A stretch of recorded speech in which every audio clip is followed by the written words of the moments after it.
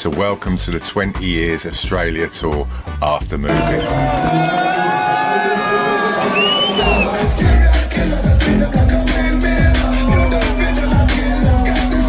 This is where I show you what happened, tell you a little bit about it, and bring you along the journey for a little.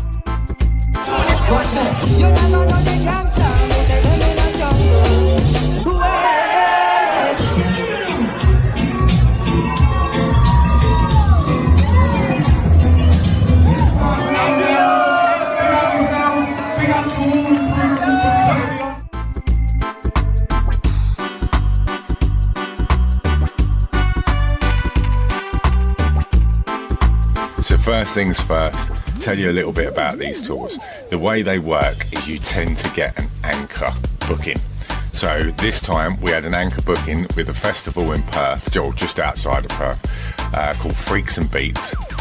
And I don't know, let's say 2 weeks before the tour was about to go, we've booked all the flights, everything, you know.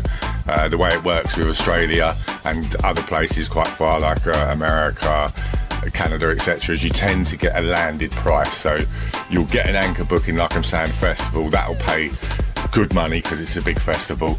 Then off the back of that, you'll book your flights, and then you can pick up some of the sort of more grassroots things that help add to it. So that was the plan. Festival went ahead, got the booking, everything was good, booked the flights, booked a few more small tours on the way around. I think it was 6 in all, 5 or 6, something like that. So we had a nice little thing. 2 weeks before, after we bought all the flights and everything, the festival cancelled, goes quiet on us. So that was a real shame. So first things first, just to everyone who bought tickets for that festival and was expecting to come and see us, and others as well, apologies. It's completely out of our hands. You got shafted and we got shafted. And out to promoters who are trying to do stuff like this, putting on festivals, putting on big things, because if you're going to do it, make sure you've got everything covered before you do it all. You know, don't go run out of money halfway through. It needs to be funded fully before you plan it, you know. Anyway, enough of all that. So first one that came in was Fremantle, or Frio, how they like to say it out there. Got to big up the Red Earth sound system, got to big up Lloyd. Thank you very much for coming in for this. They absolutely saved me. Like I was saying, we had this festival booking, it fell through, and within 6 days notice, Lloyd put together a party, and this was the first one.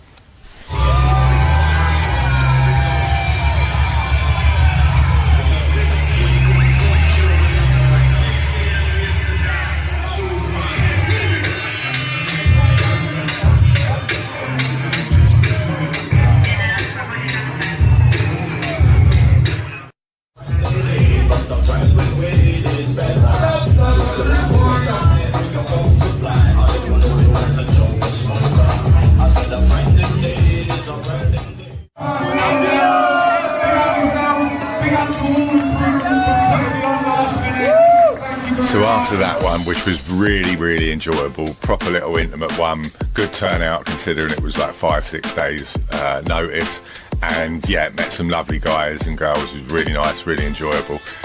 So after that, I had a couple of days just chilling. I was quite a way out, down in a place called Oakford. Don't ask why I was that far away. And I had a couple of days, nice little down days, and then it was off to Melbourne. Melbourne was on a Monday this time.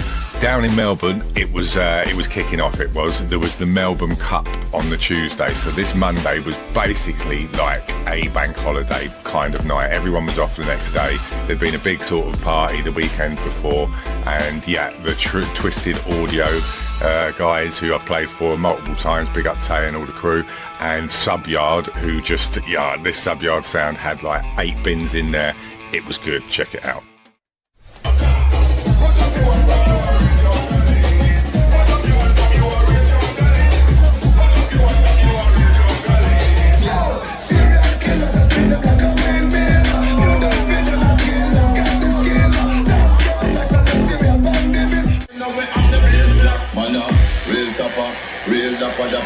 Anyway, we want to got the whole place black up on the city to the black.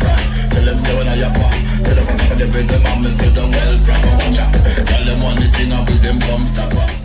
So after Melbourne, which was really enjoyable, I've always had a good time in Melbourne. Literally, like every time I've been out here, Melbourne's always been the most popping city so far. A lot of people talk about Perth, and Perth was good this time. I have to say, both Freo and Perth. But Melbourne has always been like such a solid city for me. So big up all the crew there.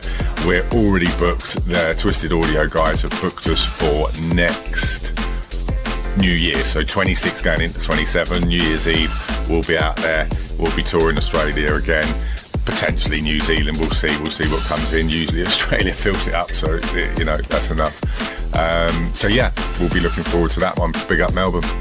So then it was on to Sydney to go and see my good friend from school, one of my oldest friends, Matt, and he put me up for a few days, looked after me, fed me some smoothies, some goodness. We had some lovely food, we had some lovely times, bit sightseeing and what have you, and regenerated myself ready for what was a brutal weekend coming up in Hobart and Darwin.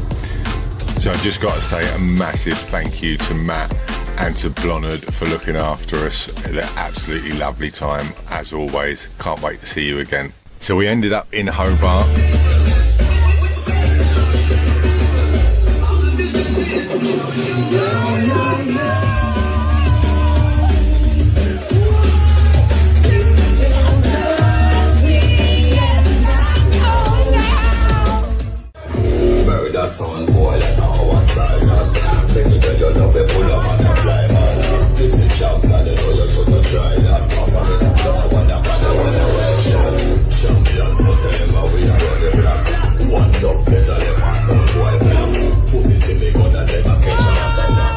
Hung around afterwards, say hello to a few people and catch up.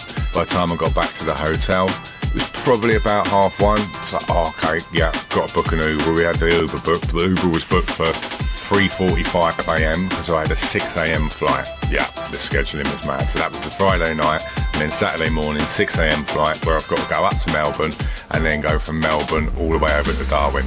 Hours flying. It's like Australia's just massive. It's unbelievable. So that was, you know, the start of like quite a heavy weekend, to be fair, because we didn't have any sleep basically. So once I got back to the hotel, packed my bag, got all of that sorted, made sure it was all checked in and stuff like that. Had a look at the clock. It was literally like 2:30, 3:15, something like that, and I was getting picked up in and out at 3:45. So there's no point sleeping. So we had a little meditation and on we went. Got to the airport the next morning. Nobody there, like first people at the airport. It's like, didn't need to get here this early. Could have had an extra hour and actually got, you know, an hour or two sleep, but I didn't. So empty airport, off we went to Melbourne, off up to Darwin, and this was Darwin. Most enjoyable, I have to say.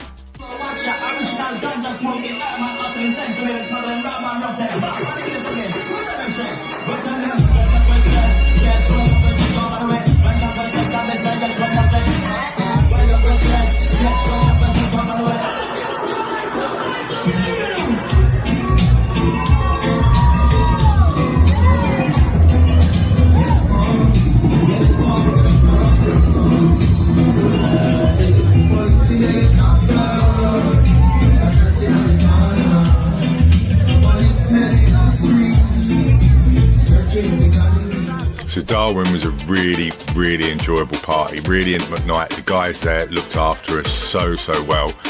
Got to big up all the crew. Absolutely, you know, just smashed it on every level.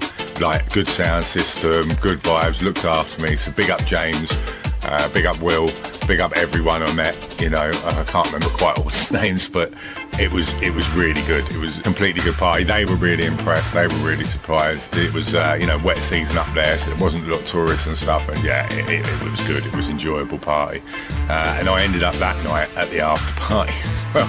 So then I got back, what was it, about 5:30, 6 in the morning, and had some breakfast. I'm now sitting outside. It's like 6 in the morning. I've ordered my breakfast from in there. Look at that. That's lovely, isn't it, eh? I look tired, I know.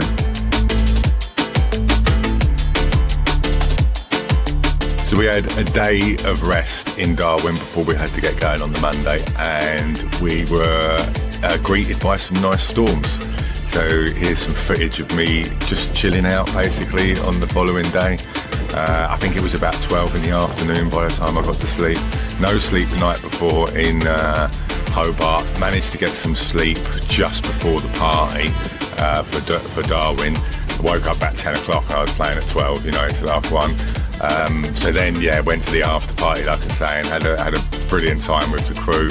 And then got home, had some breakfast. I was still like wide awake. My body clock was all over the shop by this point. So yeah, after 12 I got to sleep, had a few hours, woke up for the evening, the storms greeted us and it was lovely.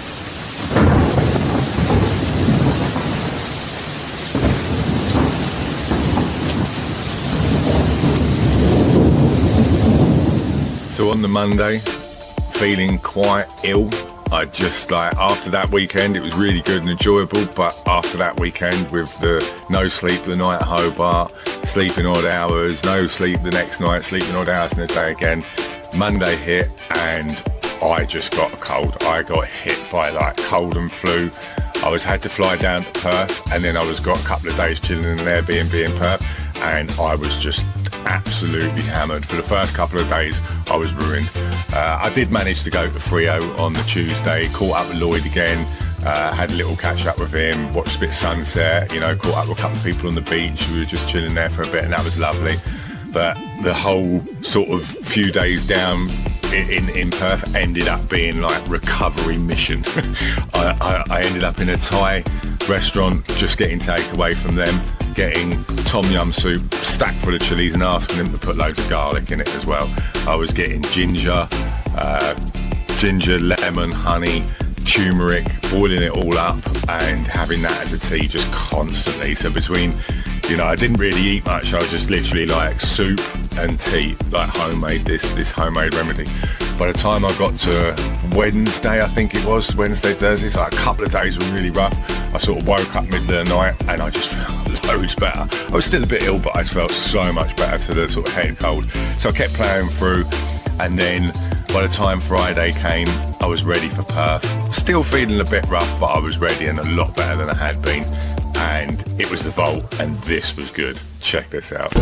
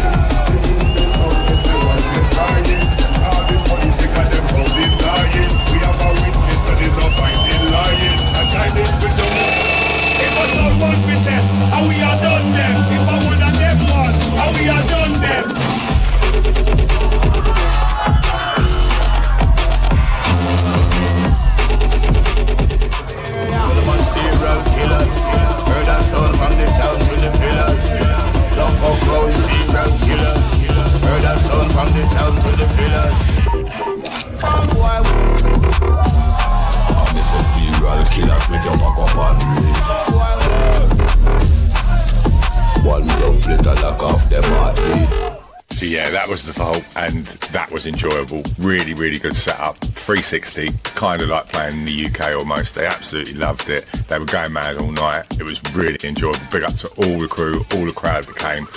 That probably was the highlight show, I'd have to say. There was lots of really good intimate shows, but that one, you know, just everything, the setup, everything, it was, you know, the highlight show. Usually the festivals, which, you know, should have happened, are the highlight ones, but yeah, that was definitely. So big up all the crew at the Vault. So big thanks to Isaac, big thanks to Ethan, big thanks to Alicia, and big thanks, yeah, to all of the crew at the Vault. It was really enjoyable, brilliant setup, proper night. So after that, it was off to Adelaide, and this was another sound system crew. So we ended up playing for 3 different sound system crews that had their own stacks, and this is what I love. I absolutely love playing on that. You know, we do it a lot as we travel, play on reggae sounds, and a lot of people building their own boxes and stuff. And yeah, there was these different crews, and they were really good. Now, these guys, Luca and his crew, they'd been doing it a little while. Luca's like a trained electrician. He got it set up really nice. It's all, you know, properly set up. The bass was just thundering, absolutely thundering.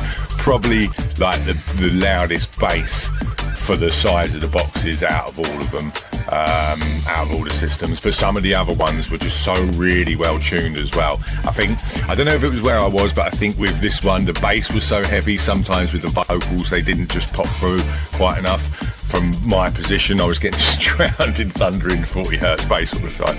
But that was nice because it's like therapy, you know, absolutely brilliant.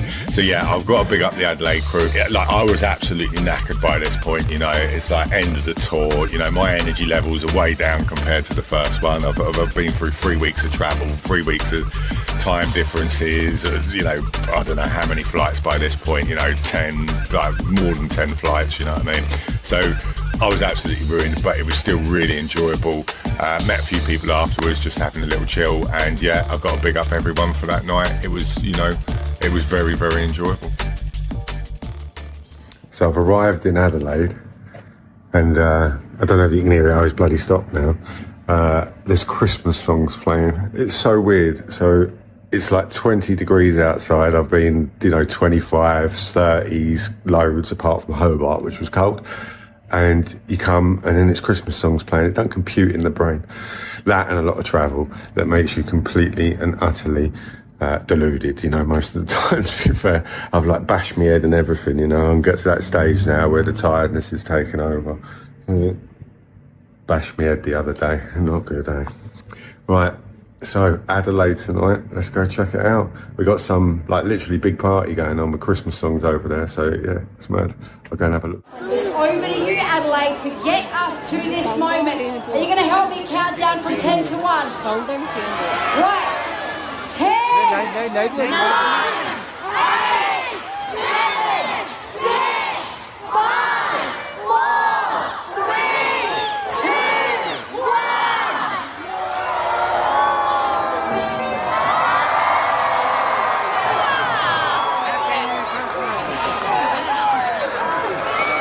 Wow. Goosebumps all over. I think we need our band for one more song. What do you reckon? What do you reckon? Let's do this.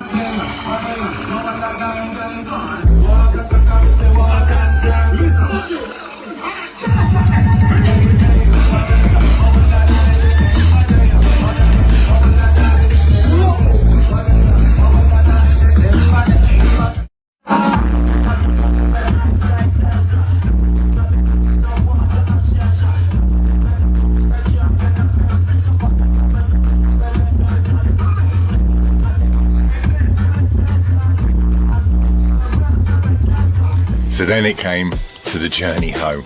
We have to cover this because it was brutal. I've always had a little saying, DJs don't work, we play.